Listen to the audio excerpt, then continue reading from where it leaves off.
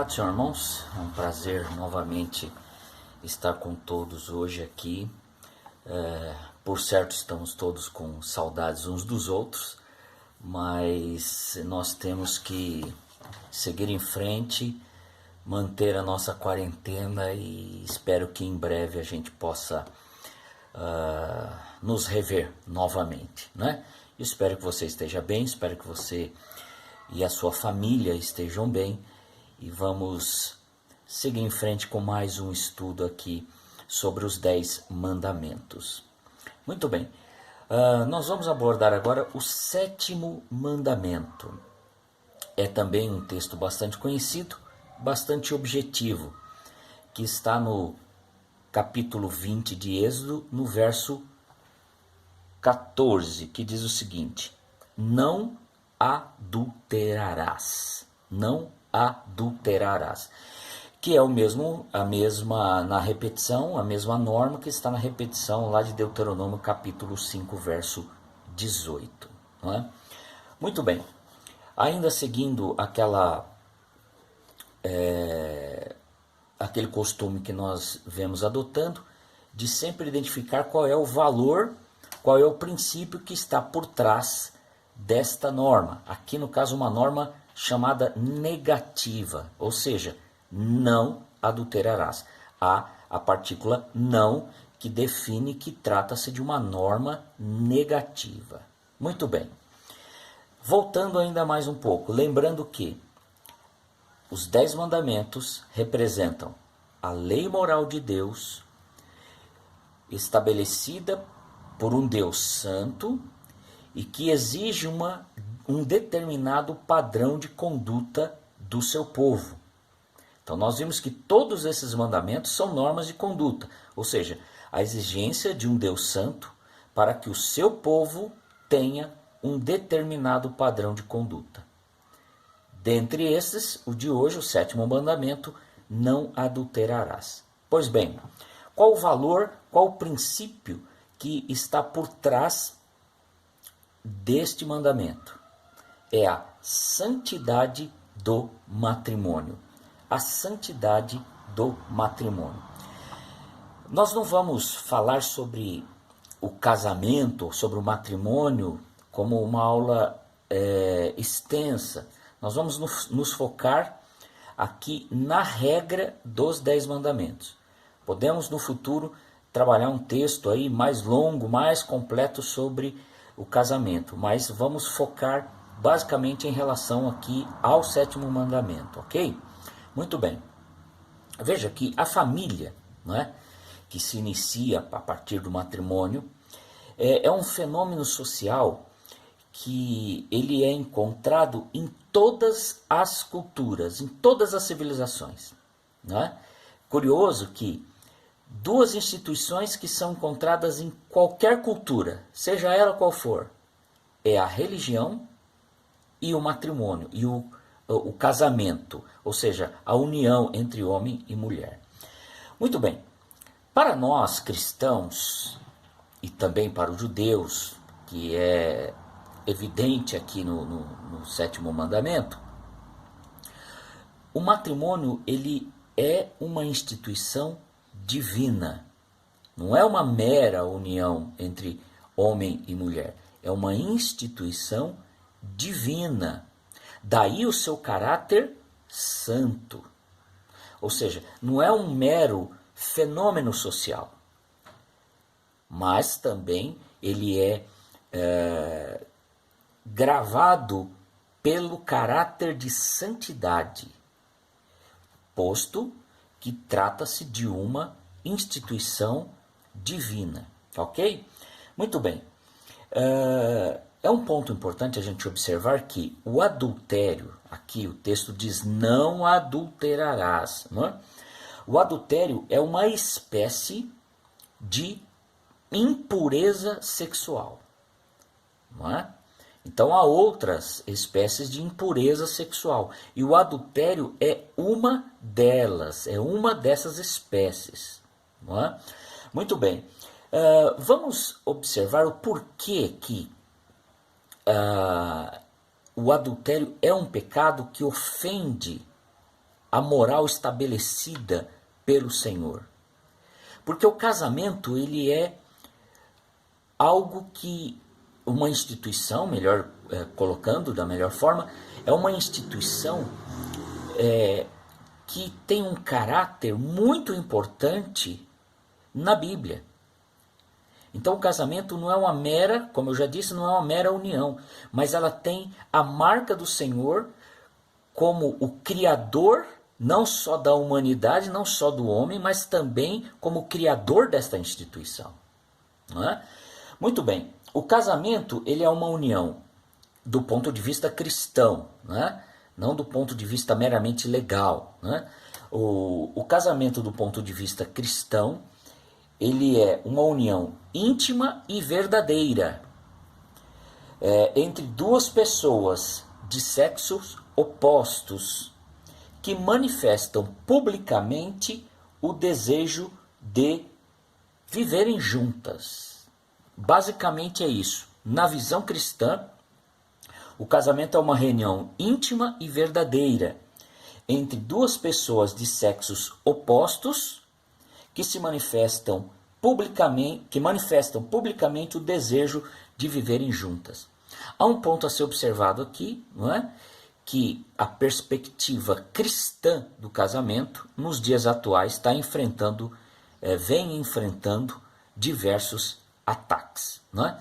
Mas nós não vamos entrar com profundidade nesse tema. É bom fazer uma observação importante. Veja, ninguém é obrigado a casar-se. Ninguém é obrigado a casar-se. O casamento foi uma instituição divina, surge do coração de Deus, mas é perfeitamente possível que a pessoa simplesmente opte por não casar. Olha, eu prefiro viver solteiro. Não é? É o que se chama a pessoa que opta por ter uma vida celibatária. Não é? Ou seja, o casamento é uma instituição divina, de fato, sem dúvida nenhuma, em que homem e mulher se autocomplementam. O que não quer dizer que uma pessoa seja obrigada a casar-se. Ok? Muito bem. O casamento, então, ele é uma instituição fundamental e importante no aspecto bíblico-cristão. Veja que o casamento é de origem divina, ou seja, ele nasceu no coração de Deus. Não é? É a primeira instituição, você pode comprovar isso daí lá em Gênesis capítulo 2, verso 18 ao 25, que foi a primeira instituição criada por Deus. Deus criou o homem, criou a mulher, criou todas as outras coisas da natureza, mas a primeira instituição criada por Deus foi a família, foi o matrimônio, foi o casamento. Na perspectiva cristã, portanto, o casamento ele é um pacto sagrado, justamente por ter sido uma instituição divina, não uma instituição meramente humana. Não é? Então ele é um pacto sagrado. É uma aliança solene. Ou seja, um homem e uma mulher se comprometem a manter fidelidade mútua por toda a vida. Há diversos outros aspectos aqui do casamento, mas como o nosso foco aqui é o 7º mandamento, não adulterarás, nós vamos restringir um pouco aqui a nossa abordagem. Portanto, o casamento ele é um pacto sagrado, não é? Posto que teve origem divina, e é uma união solene em que um homem e uma mulher se comprometem a manter fidelidade mútua por toda a vida. Portanto, há diversos compromissos ou deveres advindos do casamento. Há uma série deles, cooperação, etc. e tal. Mas, sem dúvida nenhuma, o principal deles é a fidelidade. É a fidelidade. Nós podemos dizer, irmãos, que hoje em dia, na verdade, não tão novo assim, mas há uma verdadeira campanha midiática em favor da infidelidade, ou seja, contra a fidelidade. Você pode observar isso em novelas, por exemplo, em que a infidelidade sexual, a infidelidade matrimonial, a infidelidade no casamento, ela é tida como uma atividade normal do ser humano. Né? Não é difícil você encontrar qualquer novela que passa essa mensagem, às vezes de forma subliminar e outras vezes de forma escancarada, lamentavelmente, não é? Programas de televisão que promovem a tentação, a infidelidade, a provocação maliciosa, não é? Nós temos, aí já num sentido um pouco mais restrito, as próprias conversas indevidas, indecorosas, em que o cristão não deve fazer parte desse círculo de conversas indevidas. Às vezes conversas que ofendem a moral cristã, a moral da palavra de Deus, inclusive estabelecida aqui nos 10 mandamentos. As conversas indevidas.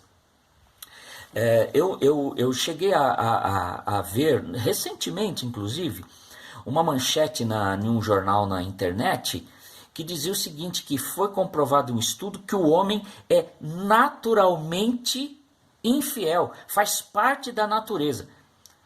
Né? Ou seja, que seria, e esse estudo trazia essa ideia de que seria bom até para fortalecer o casamento que houvesse infidelidade, o que é um absurdo total do ponto de vista da palavra de Deus, do ponto de vista da palavra de Deus que é santa, viva e eficaz. Ao contrário disso, nós devemos, homens e mulheres, preservar a santidade do casamento. E nesse aspecto, veja, o decálogo, os 10 mandamentos, a lei moral do Senhor, ela é absolutamente clara. Não adulterarás. Era a exigência de um Deus santo para a conduta, para o padrão moral e ético do seu povo, que o matrimônio fosse respeitado. Vale lembrar, amados irmãos, que a infidelidade ela parte de um coração que se afastou do Senhor, não é? Porque o crente ele deve buscar a pureza moral. E voltando a registrar que o adultério é uma das espécies de impureza sexual. Não é apenas o adultério, mas nós podemos dizer que há um gênero, impureza sexual. Dentre esse gênero nós temos uma das espécies, que é o adultério. Muito bem, portanto, o crente, o servo de Deus, ele deve buscar a pureza sexual. A pureza sexual. E a pureza sexual, ela envolve ações, envolve palavras e olha aqui, envolve pensamentos. Aí nós vamos recorrer à palavra de Deus. E a palavra de Deus, ela é o nosso norte. A palavra de Deus é a nossa norma de conduta e prática, né? De fé e prática. Não é? Veja o que diz a Bíblia lá no Salmo 119, verso 9. Diz assim: como pode um jovem conservar puro o seu caminho? Vivendo de acordo com a palavra, ou com a tua palavra. Verso 9 do Salmo 119. Ações, envolve ações, palavras e pensamentos. A pureza sexual envolve ações, palavras e pensamentos. Salmo 119, 9. Como pode um jovem conservar puro o seu caminho? Vivendo de acordo com a tua palavra. E o verso 11 ainda traz um complemento. em meu coração conservei tua promessa. Olha aqui o detalhe. Para não pecar contra ti. Portanto, envolvem ações. Manter-se de acordo com a palavra de Deus. É o primeiro passo para que nós possamos manter a pureza sexual. Lá no Evangelho de Mateus, capítulo 15, verso 19, nós temos um texto bastante interessante em que Jesus revela de onde surge o adultério e outros pecados, né? Então veja, ó, a pureza sexual envolve ações, palavras e pensamentos, não é? Então veja que Jesus diz lá no Evangelho de Mateus capítulo 15, verso 19. Porque do coração, olha lá, do coração é que procedem os maus intentos, homicídios, olha lá, adultérios, é do coração que partem os adultérios, imoralidades, roubos, falsos testemunhos, calúnias, blasfêmias. E para finalizar, Tiago, a carta ao Tiago, capítulo 1, verso 14 e o verso 15. Olha o que diz a palavra de Deus. Cada um, porém, é tentado pelo próprio mau desejo, sendo por esse iludido e arrastado. E o verso 15. Em seguida, esse desejo, ou seja, o mau desejo no coração, não é? Esse desejo, tendo concebido, faz nascer o pecado. E o pecado, após ter se consumado, gera a morte.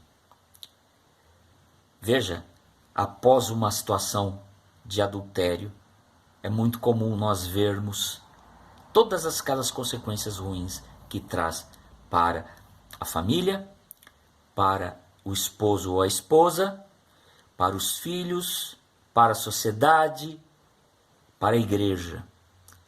Portanto, a norma de conduta, o padrão ético para o cristão é manter-se fiel, manter a pureza sexual, manter o seu coração puro, manter o seu coração de acordo com a palavra do Senhor e observar sempre a palavra de Deus, que proíbe flagrantemente o adultério. Amém? Que Deus abençoe você, que você tenha uma semana abençoada. Lembre-se, mantenha-se em casa, cuide-se, proteja-se, que assim que passar esse período, nós estaremos juntos novamente, se Deus assim nos permitir. Forte abraço, que Deus abençoe você, abençoe sua família. Amém.